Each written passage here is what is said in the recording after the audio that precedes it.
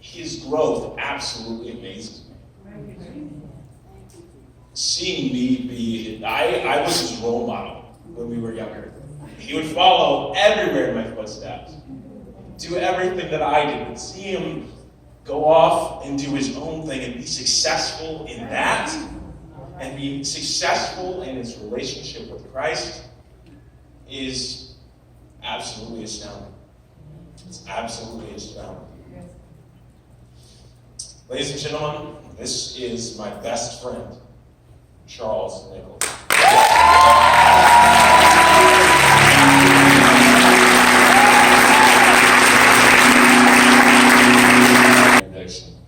But before I begin, I'd like to just publicly thank God for giving me the privilege and the opportunity. It's an honor to speak before you.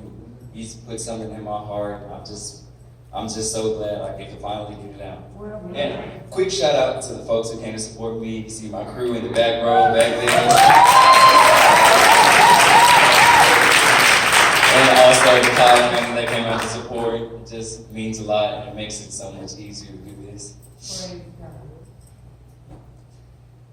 Actually, in preparing for this, I kept on, like, God has given me a whole bunch down the inside that's just burning to get out. But I kept on asking the question, what should I talk about? Which one should I talk about? I had many things to talk about. I could stand up here and talk for hours, but it's just, I realized in preparing, I was asking the wrong question. I kept on saying, what did I want to talk about? I need to be asking God, what do you want me to talk about? God, what do you need me to communicate with these people today? And so, in me communicating, he ended up responding, and he said, you need to tell him your story. I was like, okay, I got you. Okay, but what story? He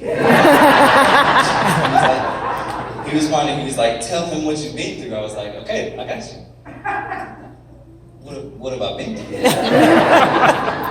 Then I realized, the more preparation and more studying, I realized that what I've been through, my story results in a really good relationship with God. And so now I'm going to stand before you and tell you how to have a good relationship with God. I broke it down into 3 steps, and the number 1 step being trust. Now, there's trust in every single relationship, and every single person you have a relationship with, you require trust. So that's kind of a given. So when I say trust, I'm more so leaning to the meaning of trust the process.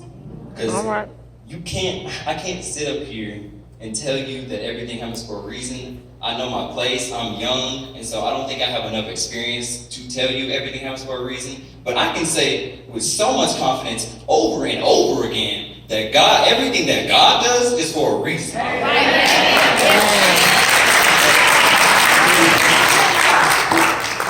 This is why you have to trust the process. Like, let's go back to my sophomore year. I ran track and all this stuff. Me and my relay, we were the business. Like, we were never going to be beat. Nobody has ever beat us.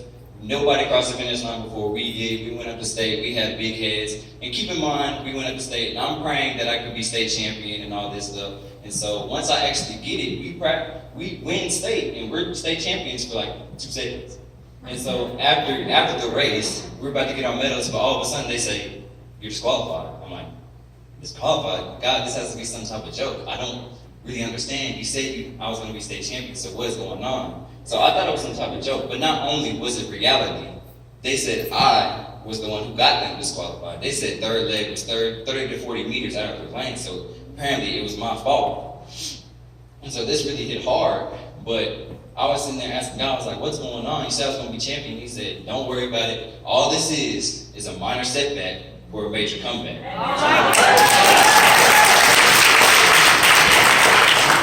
And I'm glad it happened too, because this is where trusting the process comes in. So it's just when junior year started, I did not know that this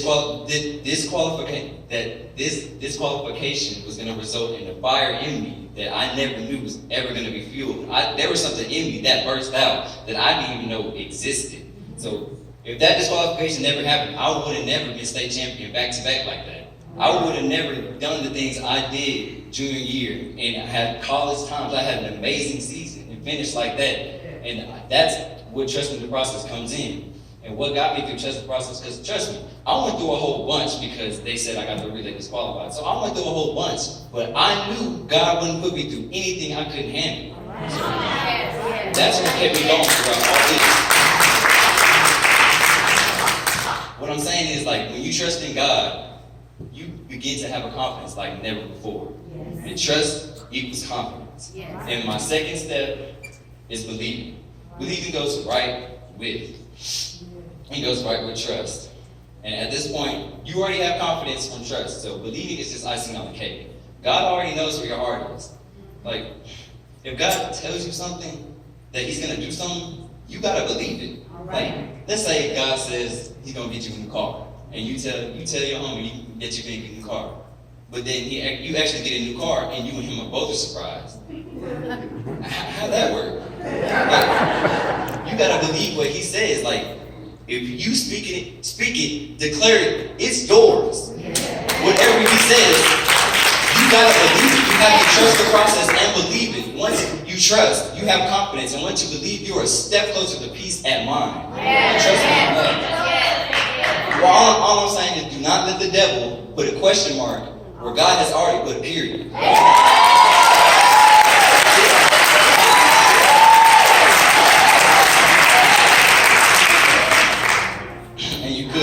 You're probably like, Charles, I understand what you're saying, this is good and all, but you're young, you don't really know what you're talking about, you have the rest of your life to live, you're still in high school. No, I get all that, but Genesis 18, verse 14 says, is there anything too hard for the Lord?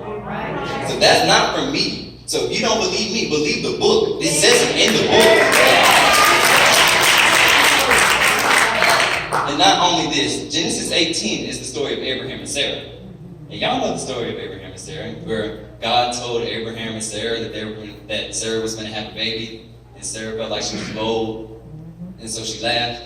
She didn't trust the process. She didn't believe in nothing. But then Sarah ended up having a baby. So that is just the mentality. Believing equals peace. And my third step is obedience.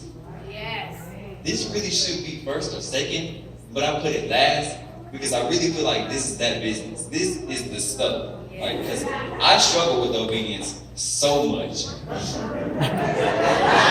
towards God.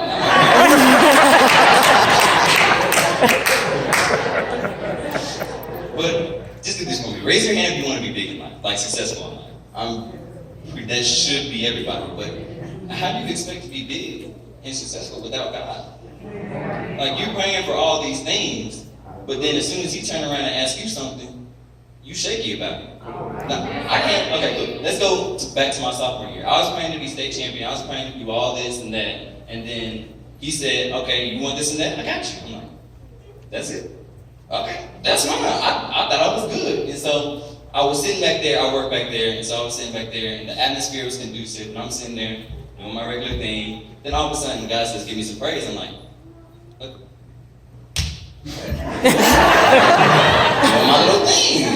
I thought I was good. It's like, you know, you want to be big in life. You ask me for all this, run 2 laps around the church. I'm like, he said, run 2 laps around the church. I was like, what is that? I didn't know. I was shocked. It caught me so off guard. And you've been a consistent member here. You've seen me do some crazy things around this church. I kneel before the altar. I ran them 2 laps around the church. And also, I was just arm in arm with my mama a couple Sundays ago walking around the church. Because I got to get my blessing. Okay.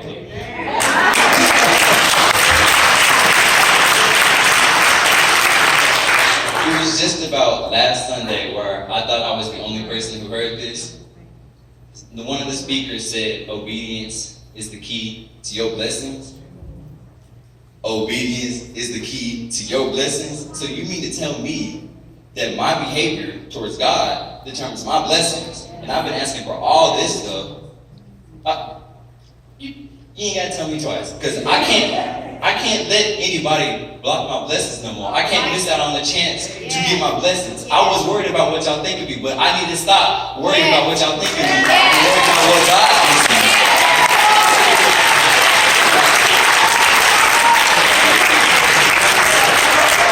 Because when you really really think about it, when you sit down and think about it, at the end of the day, it's you and God. Yes. That's why he ain't got to tell me twice. When I'm sitting back there, the atmosphere conducive. If he wants me to run a lap, he ain't got to tell me twice. All right now. He said, run a lap. I'm on. I'm running. I'll win that race. I'll be okay.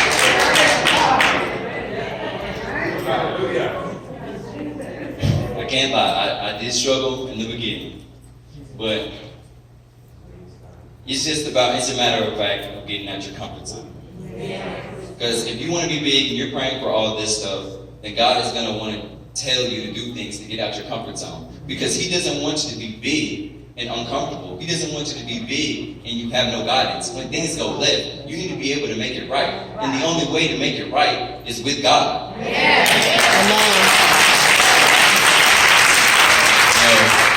That's why I'm so grateful to have two parents that are following the footsteps of God, because they're my leaders to me. And so when I look at them, when I follow them, it's just basically like I'm following directly to God. Amen. And so when I desire to be a leader and on top of things, and people look up to me, I gotta have some sense. I can't disobey. That's why He put me through all this. That's why I would have never, if I didn't run around and I didn't do what He told me to do, then I would not be comfortable sitting here talking to you and telling you the same thing. Yeah. That goes straight along with trusting the process. It all flows together. Yes. You know what? I'm gonna do this. Look at your neighbor. Look at your neighbor. Say, trust.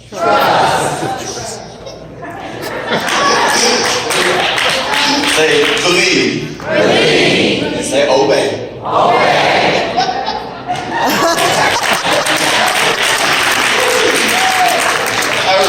I really want to do that. Okay, that's all I got.